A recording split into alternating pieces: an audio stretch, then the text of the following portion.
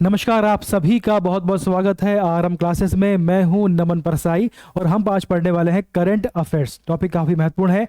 Topic ऐसा है, हमने कुछ ऐसे क्वेश्चन आपके लिए चूज किए हैं जो हर एग्जाम में जिनकी आने की संभावना है। आपको बस ध्यान से पढ़ना है और हो सके तो आपको उसके नोट्स भी मेंटेन करते चलने चाहिए। देखिए, ये हमारी एप्लीकेशन है आरएम क्लासेस बाय नमन परसाई। इसकी लिंक डिस्क्रिप्शन में है, तो वहाँ से आप इसको इंस्टॉल कर सकते हैं। ठीक, इसके आपको सामने जो फीचर्स हैं आपके सामने हैं।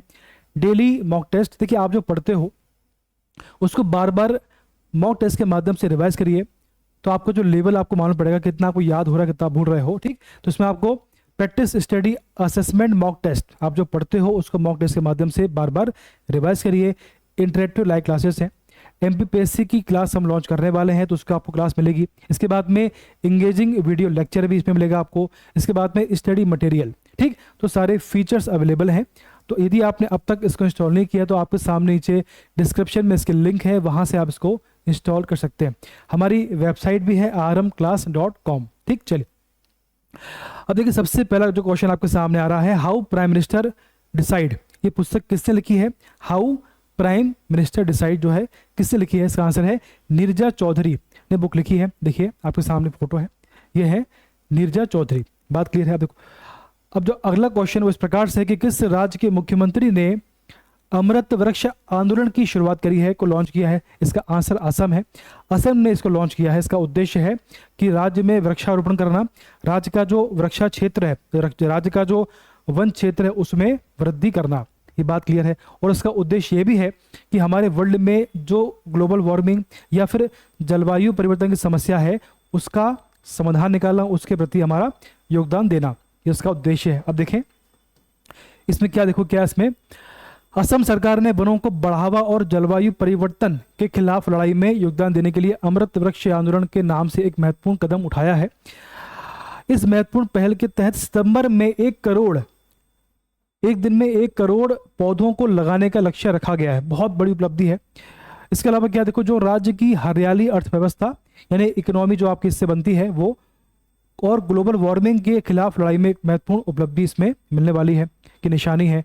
उसका उद्देश्य क्या है? इसका उद्देश्य है कि असम की वनों की सीमा को काफ़ी बढ़ाना, असम में जो वृक्ष है उनको काफ़ी वृद्धि करना, उनकी जो सीमा है उसमें इजाफा लेके आना, और जलवायु परिवर्तन के सामने साझेदारी को प्रोत्साहित करना, यानी कि जलवायु परिवर्तन के क्षेत्र में जो लड़ाई हो रही है, जो प्रयास हो रहे हैं उसमें पार्टनरशिप के रूप में, एज ए पार्टनर के रूप में इसमें योगदान देना। चलिए इसके बाद देखें आप, जो अगला क्वेश्चन अभी आपके सामने असम आ गया। देखो तो असम की बात हम करें यदि, तो देखें असम, यहाँ देखो आपका ये आपका यहाँ पे देखें आप, यहाँ पर एमपी है, दिख रहा है आपको, ये एमपी है, दिख रहा है आपको यहाँ पे एमपी, देख पा रहे हैं आप। एमपी से बढ़ेंगे आप तो यहाँ आ गया बिहार आ गया। ठीक, फिर बिहार से बढ़ेंगे तो यहाँ पर आपका आ गया वेस्ट बंगाल आ गया, या सिक्किम आ गया। यहाँ से बढ़ेंगे तो यहाँ आपका आ गया असम। ठीक, ये आ गया असम। ठीक, तो एमपी से हम आगे बढ़ेंगे तो बता रहा हूँ आपको मैं, एमपी के बाद में पटना बिहार है, यहाँ वेस्ट बंगाल है, सिक्किम, यहाँ पर आपका आ गया असम। ठीक, असम देखो आप, तो असम यहाँ पर आ गया, तो यहाँ पर अरुणाचल प्रदेश है, यहाँ पर आपका नागालैंड है, यहाँ पर ऊपर मणिपुर है। ठीक, तो असम की लोकेशन देख पा रहे हैं आप, यहाँ पर असम है, ये आपका असम हो गया। ठीक, अब देखो जरा इसमें अगर इसकी बात करें हम लोग, तो असम में वर्तमान में विधानसभा में 126 सीटें हैं। और यहाँ पर देखें आप, यहाँ के जो गवर्नर, यहाँ के जो राज्यपाल हैं वो आपके हैं गुलाब चंद कटारिया। यहाँ के मुख्यमंत्री हेमंत विश्वा शर्मा। इसके बाद में यहाँ को विधानसभा की 126 सीटें यहाँ पर हैं, 126 यहाँ सीट विधानसभा की हैं। उसके अलावा 7 सीट यहाँ राज्यसभा की हैं और 14 सीट यहाँ पर लोकसभा की हैं। इतना आपका पर्याप्त है। ठीक, दिसपुर यहाँ की राजधानी है। चलिए इसके अलावा देखें, आयरलैंड दौरे के लिए किसे भारतीय T20 का कप्तान बनाया गया है? यानी कि आयरलैंड में जो हमारे मैच होने वाले हैं तो उसमें क्रिकेट में किसको कैप्टन बनाया गया है T20 में? इसका आंसर है जसप्रीत बुमराह को कैप्टन बनाया गया है। ठीक, अब देखें ये आपके सामने फोटो है।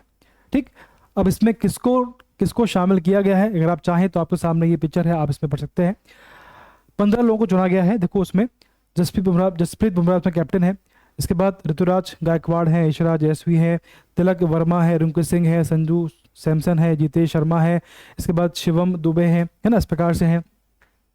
और देखिए इसमें वी सुंदर है, शहबाज अहमद है, रवि बिश्नोई है, इसके बाद अपने प्रसिद्ध कृष्णा है ना, अर्शदीप सिंह है, इसके बाद मुकेश कुमार है, अवेश खान, सभी इसमें नए खिलाड़ी हैं। ठीक, इस प्रकार से 15 लोगों को चुना गया है। टीम आपके इसमें में कप्तान आपके जसप्रीत बुमराह है और ऋतुराज गायकवाड़ इसमें वाइस कैप्टन रखा गया है। चलिए चलिए इसके बाद देखें, किस देश, बहुत अच्छा क्वेश्चन है, किस देश ने बच्चों के द्वारा स्मार्टफोन यूज किए जाने को 2 घंटे तक सीमित करने का योजना बनाई है? तो इसका आंसर चाइना है। देखो चाइना तो सिंपल सी बात है, पूरे वर्ल्ड में समय समस्या है कि भैया जो बच्चे हैं, ये पूरे बच्चे हैं, बड़े हैं, बुजुर्ग हैं, सभी के सामने समस्या है कि उनको मोबाइल, दिन भर मोबाइल चलाते हैं, दिन भर चलाते हैं, उससे उनकी आंखें खराब हो रही हैं, जो आपका बैठने का स्ट्रक्चर होता है, आपकी गर्दन खराब हो रही है, आपकी जो आंखें खराब हो रही हैं, आपको हेडेक की समस्या हो रही है, बहुत लोगों को ट्यूमर भी हो रहा है, तो बहुत इससे समस्या हो रही है, आपके जो हेल्थ इशू हो रहे हैं, आपको जो पोस्चर बैठने का बिगड़ रहा है।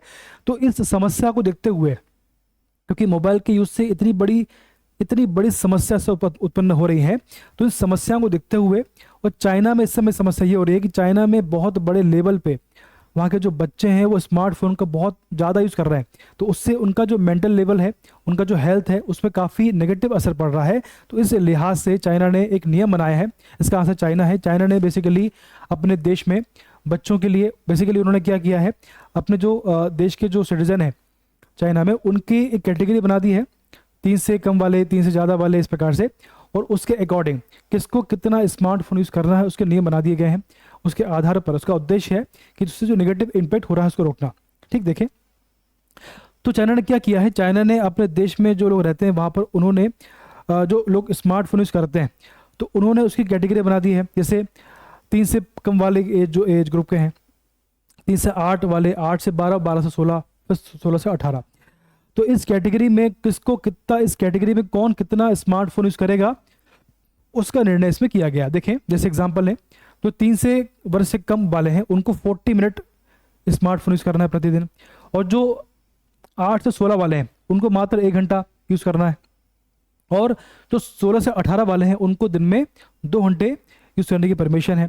इसका मतलब ये हुआ कि 10 से रात को 10 से सुबह 6 बजे तक आपको स्मार्टफोन यूज़ करने की परमिशन, या फिर इंटरनेट जो आपको है यूज़ करने की परमिशन, इसमें आपको रात से 10 से सुबह 6 बजे तक इंटरनेट एक्सेस आपको नहीं कर सकते आप।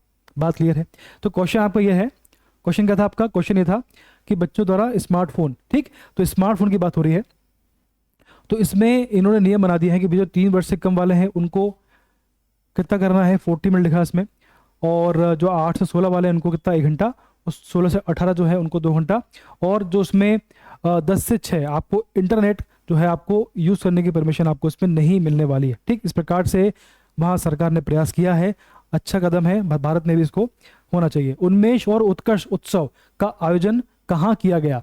अब देखिए ये उन्मेष उत्कर्ष अलग अलग जो है कार्यक्रम है, भोपाल में इसको किया गया, इसका आंसर भोपाल है। अब ये होता क्या, देखिए समझे इसको जरा, इस प्रकार से किया गया इसमें, है ना, इसमें जो राष्ट्रपति भी आते हैं। देखें जो उन्मेष उत्कर्ष उत्सव के बारे में बात करें तो उद्घाटन इसका 3 अगस्त को हुआ है और 5 अगस्त तक चलने वाला है। तो 3 अगस्त को हुआ है ये और 5 अगस्त तक चलने वाला है। देखिए जरा इसमें उत्कर्ष का आयोजन, अब देखो ये जो उत्कर्ष और उन्मेष, उत्कर्ष जो आपका उत्कर्ष और उन्मेष है तो कौन कौन उसको करता है ना, कौन इसको अरेंज करता है उसके बारे में देखिए। जो उत्कर्ष कार्यक्रम है इसको, इसका जो आयोजन है वो संगीत नाटक अकादमी करती है, और जो उन्मेष है इसका आयोजन है साहित्य अकादमी करती है। बात क्लियर है? जो उत्कर्ष है उसको संगीत नाटक अकादमी करती है और जो उन्मेष है इसको साहित्य अकादमी जो है अरेंज करता है। और जो आपका उन्मेष है, जो उन्मेष कार्यक्रम है इसका संबंध है अंतर्राष्ट्रीय साहित्य से। जो उन्मेष कार्यक्रम इसका संबंध साहित्य से है, और जो उत्कर्ष है इसका संबंध है लोक और जनजातीय कला से। बात क्लियर है? तो आपका जो उन्मेष है इसे कौन करता है, आपके सामने संगीत अकादमी करता है, और जो उत्कर्ष है, सॉरी जो उन्मेष है इसे करता है साहित्य अकादमी, क्योंकि इसका संबंध साहित्य से है। बात क्लियर है? और जो उत्कर्ष है इसका संबंध है जनजातीय, लोक और जनजातीय कला, इसलिए इसका जो आयोजन है वो नाटक संगीत नाटक अकादमी करती है। बात क्लियर है? अब देखिए जरा इसमें जो आपका उन्मेष की बात करें, उनमें तो जो उन्मेष उत्सव एशिया का सबसे बड़ा साहित्यिक सम्मेलन है। बात क्लियर है? जो उन्मेष उत्सव है एशिया का सबसे बड़ा साहित्यिक सम्मेलन है। और देखिए इसमें क्या और है कि इसका जो आयोजन है आज़ादी के अमृत महोत्सव के तहत किया जा रहा है, और देखिए जरा इसमें उन्मेष का जो पहला संस्करण है वो हिमाचल प्रदेश में किया गया था। हिमाचल प्रदेश की राजधानी शिमला में सबसे पहला इसे किया गया था। इसका दूसरा संस्करण जो है भारत में दोस्तों, उसका तो दूसरा संस्करण है, सेकेंड एडिशन जो है वो मध्य प्रदेश की राजधानी भोपाल में किया जा रहा है 3 से 5 अगस्त के बीच में। बात क्लियर है? आप देखें, अमृत भारत स्टेशन योजना के तहत किस राज्य में 57 रेलवे स्टेशनों को अपग्रेड किया जाएगा? इसका आंसर है ओडिशा।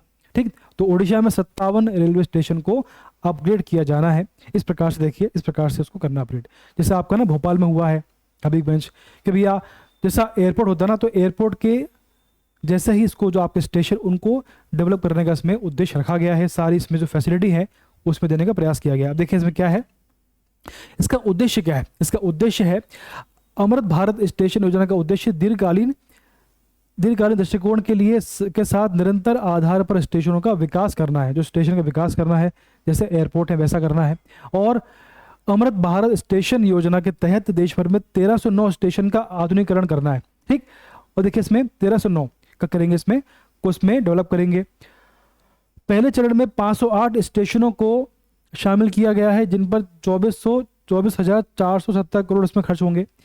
इसके बाद ये स्टेशन 10 राज्यों में होंगे, है ना, जैसे आंध्र प्रदेश है, गुजरात है, झारखंड है, कर्नाटक, केरल है, एमपी, महाराष्ट्र, उड़ीसा है, इस प्रकार से राजस्थान, तमिलनाडु।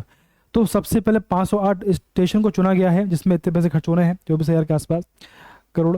इन राज्यों में 24 स्टेशनों पर चल रहे निर्माण कार्य का जो बजट है वो लगभग 11,000 करोड़ के आसपास है, 11,000 करोड़ के आसपास इसमें रखा गया है। ठीक, तो 1309 इसमें रखा गया है। वर्तमान में 508 का हो रहा है और अभी जो राज्य उनमें 24 स्टेशनों पर काम चल रहा है। ठीक, चलिए अब देखिए जरा इसमें, अब आप बात करें जो आपका उड़ीसा है, इसकी बात करें तो देखिए यहाँ पर उड़ीसा यहाँ पर आता है, देख पा रहे हैं आप, ये आपका बे ऑफ बंगाल है ना।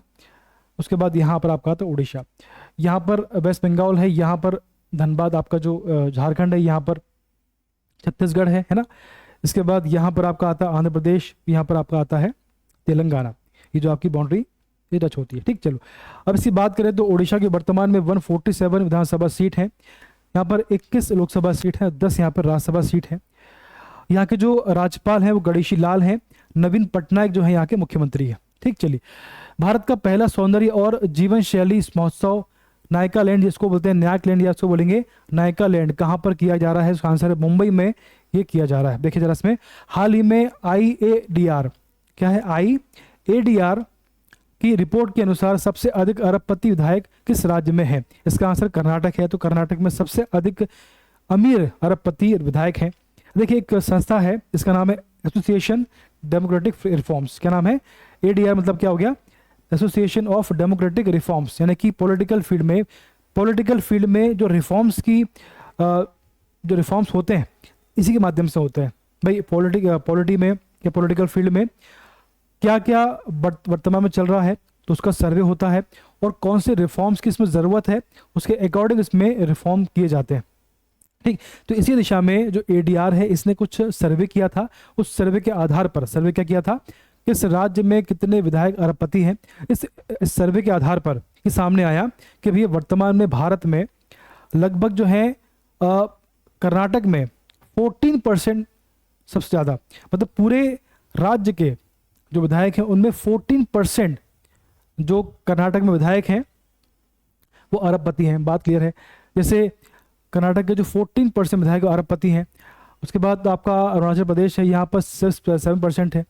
फिर आंध्र प्रदेश में 6% है, महाराष्ट्र में 4% है, और MP में 3% है। यानी MP में 3% जो आपके विधायक हैं वो अरबपति हैं। ठीक, तो सबसे ज़्यादा अरबपति 14% जो है कर्नाटक में। इसका आंसर कर्नाटक है। तो किसने किया? ADR ने किया, जो करती क्या है, जो पॉलिटिकल रिफॉर्म्स करती है। बात क्लियर है? चलो, तो भैया हमने आज पढ़ लिया, काफ़ी क्वेश्चन पढ़ लिए हमने, बहुत ही इंपॉर्टेंट थे।